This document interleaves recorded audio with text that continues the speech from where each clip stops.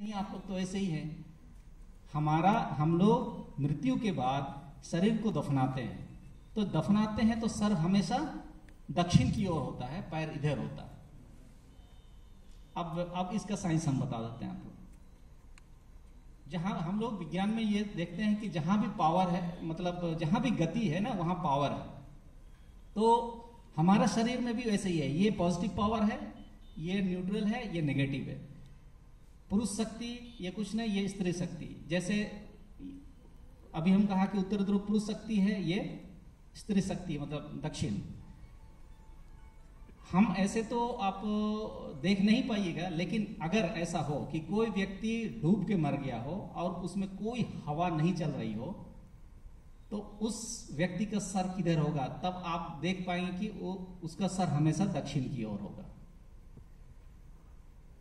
तो ये एक्चुअली दोनों उत्तर और दक्षिण ध्रुव के बीच में एक एलाइनेशन है। हम लोग 6-7 क्लास में वो बुरादा लेके एक्सपेरिमेंट करते हैं, तो चुंबक इधर उधर, आप बुरादा ऐसे ऐसे करेंगे तो वो ऐसे एलाइन हो जाता है। तो ये उत्तर और दक्षिण ध्रुव का एलाइनिंग लाइन है, ऐसे ऐसे, मतलब इधर उधर जाएगा, ऐसे होगा, बीच वाला ऐसे। तो वो पृथ्वी का जो चुंबकीय अलाइनमेंट है, उसमें हम अपने शरीर को अलाइन करते हैं मृत्यु के बाद। और लोग आप जानते हैं कि जब हम आदिवासी जंगलों में घूमते हैं, मतलब उसमें हाथी आता है, भालू आता है, शेर आता है, उसके बावजूद भी आदिवासी जंगल में अच्छी तरह जीता है। कारण क्या है? उस अलाइनमेंट को जानता है। हमारे गांव में जब कोई गाय मरती है, बैल, ऐसा कोई पशु मरता है, तो उसको गांव के किनारे में रखा जाता है ताकि गिद्ध, चील, कौवा, कुत्ता ये सब उसे खा जाए। लेकिन अगर उसका सर दक्षिण की ओर होगा तो कोई गिद्ध उसे खाने नहीं आता है। हमारे समाज में ये कहा जाता, मतलब ऐसे पालन किया जाता है। तब हम लोग को जब कोई नहीं खा रहा होता है तो उसका सर थोड़ा सा टिल्ट कर देते हैं, उसको लोग फिर खाने के लिए लोग आ जाते हैं। या दूसरा तरीका है, उसके ऊपर में एक सफेद पत्थर रख देते हैं। तो ये हमारा संस्कार है। अगर वो दक्षिण पे है तो वो कोई नहीं खाएगा।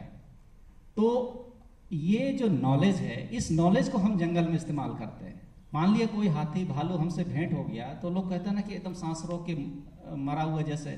अरे यार, वो तो हमसे ज्यादा जानकार है कि कहाँ सांस चल रहा है कि नहीं चल रहा है। उस अलाइनमेंट की बात है। आप दक्षिण की तरफ सर करके एकदम आराम से लेट जाइए, आपको कोई भी पशु पक्षी आपको डिस्टर्ब नहीं करेगा। आप इधर से जाएंगे, आपको पता है कि नहीं, सांस रोक के वहां हम सो जाएंगे तो हमको कुछ नहीं होगा, पटक के मार देगा आपको। कुछ तो गूढ़ रहस्य हम लोग के पास है। तो ये नॉलेज हम नहीं समझ पाए हैं, इसीलिए शायद बहुत सारी चीजों को हमने गलत टाइप से लिखा है। और थोड़ा सा मैं उस पॉइंट को अभी टच कर दे रहा हूं, इतिहास का। अभी आप लोग का ऐतिहासिक पर्सपेक्टिव का कई सारा चीज आ रहा है कि भाई आदिवासियों को कहाँ सिंधु घाटी से कहाँ से खदेड़ के यहाँ तक आया है। अब मेरा ये सवाल के नजरिए में है कि हम आदिवासी, हमसे ज्यादा नॉलेज हमारे पूर्वजों की थी। तो कहाँ प्रकृति की आपदा आती है, नहीं आती है, कहाँ खतरनाक है, नहीं है, ये हमारे पूर्वजों को भी थी, हम आदिवासियों को अभी भी है। तो इस पृथ्वी में जो जगह सुरक्षित रहने के लिए नहीं है, उन जगहों को हमारे पूर्वजों ने अपना रहवास बनाया ही नहीं है। जो इस दुनिया का सबसे सुरक्षित जोन है पूरा विश्व में, उन जगहों को ही पूरे विश्व में आदिवासियों ने अपना रहवास बनाया है। अब उसका उदाहरण ऐसे देखिए, आज सुनामी होता है, लोग मरते हैं, कहीं आदिवासी उससे मरते हुए आपने सुना है? झरवा आदिवासी तो बच गया था। कहीं तूफान होता है, लोग मरता है, आदिवासी तो नहीं मरता है। कहीं बादल फटता है, लोग मरते हैं, आदिवासी तो नहीं मरता है। क्यों? क्योंकि वो पृथ्वी के सबसे सुरक्षित जोन में रहता है। और वही उसी जगह पे जितने भी सोना, चांदी, मैंगनीज, आयरन, बॉक्साइट सब पाया जाता है। ये सिर्फ यहाँ की बात नहीं, पूरे विश्व में। तो जिन जगहों को सुरक्षित नहीं है बोल के हम आदिवासियों ने उस समय छोड़ा होगा, लोग बाहर से वहां आज आके रहने लगे। रिजल्ट आपके सामने है, सारे प्रकृति का आपदा वहीं आ रहे हैं। अब रहा इस नॉलेज को कैसे ये किया जाता है। 2004 में जब सुनामी आया तो हजारों करोड़ के सेटअप में एक मौसम विभाग बनता है, उसमें लाखों की इनकम में एक वैज्ञानिक बैठाया जाता है। उसके बावजूद भी हजारों लोगों को मरने से नहीं बचाया जा सका। लेकिन अंडमान का झरवा आदिवासी तो बच गया। क्यों? अब बात उठता है कि जब वो बच गया और ये वैज्ञानिक नहीं बचा पाया, अब सवाल ये है कि फिर बुद्धिमान है कौन, वो झरवा आदिवासी या वैज्ञानिक? ये सवाल क्यों नहीं उठता है? झरवा आदिवासी इसलिए बच गया क्योंकि उसको प्रकृति की जानकारी है। अभी आपको बोला कि ये जो डायरेक्शन है ये हमारा डायरेक्शन है, पृथ्वी का डायरेक्शन है, एंटी क्लॉकवाइज। हवा भी दोनों तरह से चक्रवात काटती है। जो ये चक्रवात होता है जो दाहिने से बाएं है वो हम लोग का सगुन कहा जाता है। वो अच्छा मतलब ग्रह नक्षत्र वाला है ना, ये वाला है हमारा डायरेक्शन, उसमें होता है हाँ अब मेरा काम होने वाला। अगर ऐसे है तो भाई भाग लो भाई अभी, तो वो लोग तो भाग के अपने सही जगह पे चल गए और मौसम विभाग वाला मौसम विभाग तो भविष्यवाणी करता रहा, लोग मर भी गया। तो ये है। तो हमारे संस्कृति में ऐसे बहुत सारी चीजें हैं जिसको उस नजरिए से देखने समझने की जरूरत है। और इतिहास में जो लोग हम लोग को बोलते हैं कि उधर से खदेड़ खदेड़ के आए, मुझे तो नहीं लगता हमको तो खदेड़े होंगे, पूरे विश्व में हम ही लोग को खदेड़ रहा था क्या कोई? यह कैसे लिख दिए? तो हमको नॉलेज इसी प्रकृति से मिलता है। अब इसको समझना है।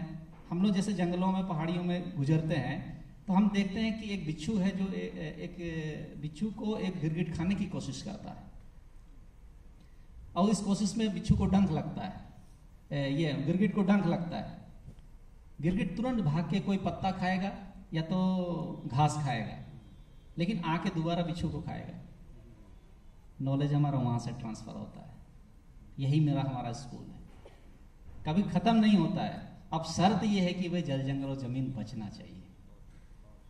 अब वही नहीं बचेगा तो कैसे बचेगा?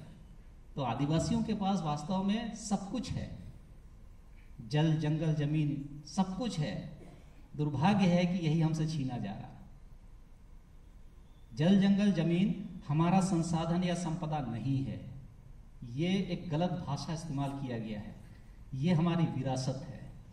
विरासत पीढ़ी दर पीढ़ी ट्रांसफर की जा सकती है लेकिन बेची नहीं जा सकती है। लेकिन इसे कमोडिटी बना के, रिसोर्सेज बना के आज बेच दी जा रही, नीलाम कर दी जा रही है। तो अब जंगल नहीं बचेगा तो हमारा नॉलेज भी खत्म हो जाएगा।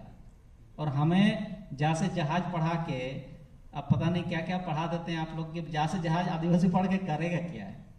हमें तो जहाँ से जंगल पढ़ा दिया जाता है, जहाँ से जड़ी बूटी अब पढ़ा देते, तो शायद हम ही रामदेव बन चुके होते। आपने तो हमें पढ़ाया ही नहीं।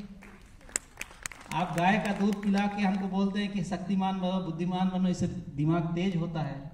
मैं नहीं मानता। अगर ऐसे ही होता तो बचाड़ा तो हमसे बड़ा इंजीनियर होता। सिर्फ हमको पढ़ा देते हैं आप लोग, ऐसी शिक्षा दे देते हैं। अरे हमारी भी तो शिक्षा ठीक से समझ लीजिए। हमारी जो शिक्षा जमीन से आ रही है, जंगलों से आ रही है, ये से आ रही है, तो उसको वैज्ञानिक रूप से बहुत सारे संस्कृतियों को मैं आज एक्सप्लेन करता हूँ देश दुनिया में।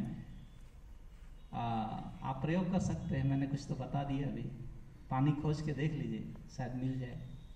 अब वो पानी खत्म नहीं होगा क्योंकि वो गैस है। और अगर आप रिजर्व किया हुआ, मान लीजिए पानी ऐसे ऊपर से पानी बारिश होता है, वो ये चट्टान ऐसे रहता है, वो पानी स्टॉक हुआ, वो पानी को आप निकालिए, वो तो खत्म होगा ही, जो आप शहरों में देख रहे हैं। तो ये छोटी सी प्रस्तुति के साथ मैं अपनी बात को अंत करता हूँ। और कोई सवाल होगा तो अध्यक्ष के माध्यम से और आगे मैं बात करेंगे।